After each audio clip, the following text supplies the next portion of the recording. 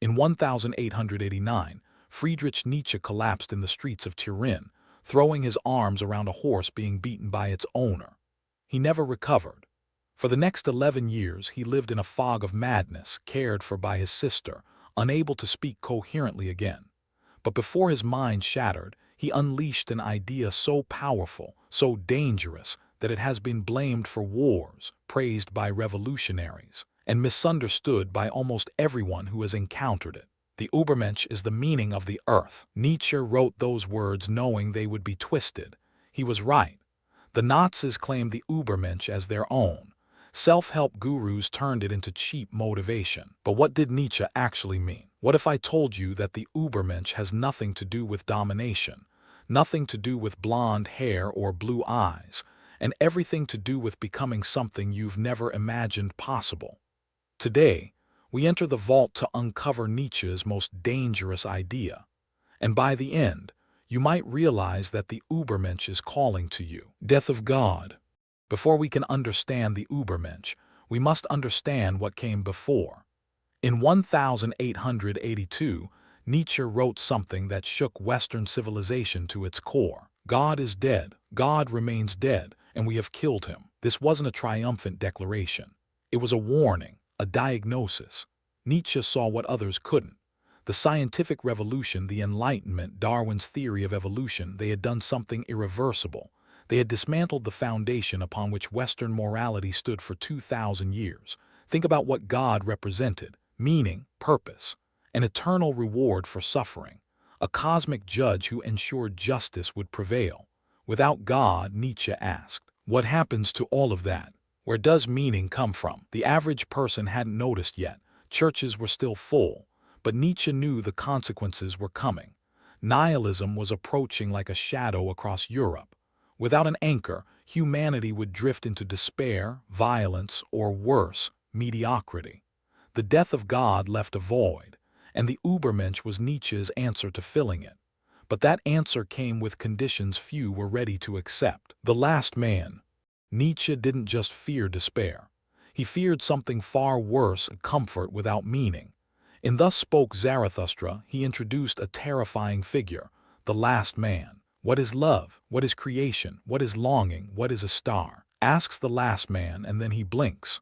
The last man has eliminated all struggle. He lives in safety. He pursues pleasure. He avoids everything difficult. He has conquered nature, disease, and conflict. And yet he has become something hollow, empty. Does this sound familiar? Endless entertainment at your fingertips, comfort as the highest goal, avoiding offense, risk, passion. The last man doesn't suffer, but he doesn't create either. He doesn't love deeply because love demands vulnerability. He doesn't pursue greatness because greatness demands sacrifice. Nietzsche saw him coming over a century ago. The earth has become small, and on it hops the last man who makes everything small. The last man is not the villain of Nietzsche's story. He is the warning, the cautionary tale of what happens when we choose comfort over growth. But there was another path. A higher path, and that path leads somewhere most people are afraid to go. What is Übermensch? So what exactly is the Übermensch? The word itself is often translated as Superman or Overman, but these translations miss something crucial. Über means over, beyond, across. Mensch means human. Beyond human, the Übermensch is not a superior race, not a dictator, not a superhero with a cape. The Übermensch is a creator of values, someone who, after the death of God, doesn't fall into despair or mediocrity, but rises to create their own meaning. Man is something that shall be overcome. Nietzsche declared, what have you done to overcome him? Think about the values you live by. Where did they come from? Your parents, society, religion. The Übermensch doesn't inherit values like furniture. They forge them in the fire of their own experience. They say yes to life, even its suffering, even its chaos, and from that affirmation they create something new. From sheep to fire to eagle. This is evolution, but not biological, spiritual, psychological. The Übermensch is not born. They are created through struggle, through honest self-examination, and through the courage to stand alone. But becoming the Übermensch requires something most people cannot stomach: Three metamorphoses. In Zarathustra, Nietzsche maps the journey to the Übermensch through three transformations, three metamorphoses of the spirit. The first is the camel. The camel kneels down and asks to be burdened. It carries the weight of tradition, duty, morality, everything society demands. What is heavy? So asks the spirit that would bear much, and kneels down like a camel wanting to be well loaded. The camel is not weak. Carrying tradition requires strength, but the camel is not free, so the camel must become the lion. The sacred no. The lion roars, I will against the great dragon of thou shalt.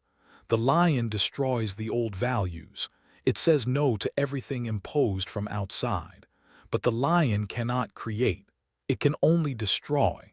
And so the lion must become the child. Innocence and forgetting, a new beginning. The child is pure creation. Not burdened by memory of what was, not rebellious against the old, simply creating from joy. A sacred yes to existence itself. This is the path: obedience, rebellion, creation. Camel, lion, child. Most people stay camels their entire lives. Some become lions but get stuck in bitterness. Few reach the child, but those who do become capable of something extraordinary. Eternal return. Here is where Nietzsche delivers his greatest test, the ultimate measure of whether you have truly embraced life. Imagine a demon comes to you in your loneliest moment and says, "This life as you now live it, you will have to live again and again, innumerable times. Every pain, every joy, every moment of boredom, every heartbreak, every triumph, again and again for eternity. Not a single detail changed." Would you curse that demon, or would you fall to your knees and thank him for the most divine announcement you ever heard? Eternal. This is the eternal return. Not a cosmological theory, but a psychological test. The Ubermensch is someone who can say yes to this, who has lived with such intensity, such authenticity, such creative power, that they would choose this exact life forever. My formula for greatness in a human being is amor fati. That one wants nothing to be different. Amor fati, love of fate, not merely accepting your life but loving it, all of it, the suffering included, because the suffering made you. This is not passive acceptance. This is the highest affirmation of existence, but loving your fate requires understanding why suffering matters. Suffering as forge. Modern culture wants to eliminate suffering. Nietzsche saw this as catastrophic, not because he glorified pain, but because he understood something profound. Suffering creates greatness. The greatest artists, philosophers, and creators throughout history shared one thing: they suffered deeply, and from that suffering they forged meaning. That which does not kill me makes me stronger. This is perhaps Nietzsche's most famous line, and also his most misunderstood. He wasn't promoting toxic positivity or telling you to embrace abuse. He was describing a process. The Übermensch doesn't avoid difficulty. They seek challenge. They understand that comfort is the enemy of growth. A diamond requires pressure. Steel requires fire. And a human soul requires struggle. Think of your greatest accomplishments. Weren't they forged in difficulty? Think of who you became after your hardest experiences. Weren't you stronger, wiser, more capable? The Übermensch welcomes what others flee because they know the secret. The higher we soar, the smaller we appear to those who cannot fly. Suffering is not the enemy. Meaningless suffering is. And when you create your own meaning, nothing is meaningless anymore. But Nietzsche's ideas were destined to be twisted by those who didn't understand them. Nazis stole it. After Nietzsche's mental collapse, his sister Elizabeth took control of his writings. Elizabeth was an anti-Semite.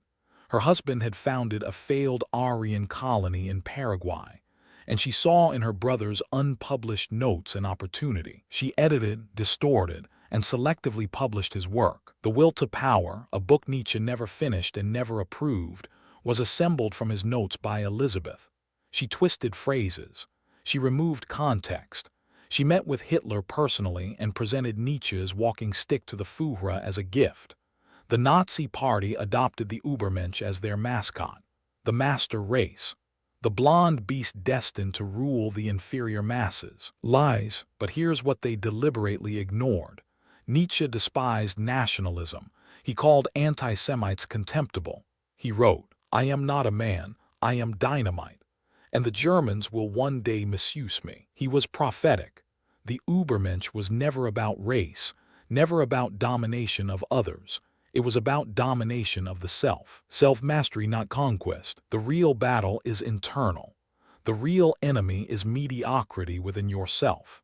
This distinction matters because without understanding it, you cannot become what Nietzsche actually envisioned, becoming Übermensch. So what does this mean for you?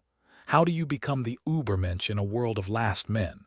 First, examine the values you live by. Where did they come from? Are they truly yours, or did you inherit them without question? No one can build you the bridge on which you, and only you, must cross the river of life. Second, embrace creative destruction. The lion must roar its sacred no before the child can create. What beliefs, habits, and identities are you clinging to that no longer serve your growth? Third, court difficulty. Seek challenges that demand more from you. Growth lives beyond comfort. The gym makes your body stronger. What makes your soul stronger? Fourth, say yes to your life, all of it. Practice amor fati. Become who you are. This isn't about perfection. The Übermensch isn't perfect. They are authentic. They are creative. They are alive. They don't wait for meaning to be handed to them. They forge it themselves. Camel to lion to child. This is the path. The question is whether you have the courage to walk it. Nietzsche died in 1900, his mind gone, his ideas just beginning their journey through history. He never saw how his work would be twisted by fascists, rediscovered by existentialists, and continue to challenge everyone who encounters it. The Übermensch remains dangerous not because it promotes violence or domination, but because it demands something most people cannot give. The individual has always had to struggle to keep from being overwhelmed by the tribe. It demands you think for yourself, create your own values, take responsibility for your own existence. No excuses, no blame. In a world that wants to make you comfortable, that wants to hand you prepackaged meaning and entertainment, the call of the Übermensch is revolutionary. It says, you are more than you have been told. You are capable of greatness, but only if you have the courage to overcome yourself. He who has a why to live can bear almost any how. The vault has shown you the path, the three metamorphoses, the eternal return. Amor fati, the choice now is yours.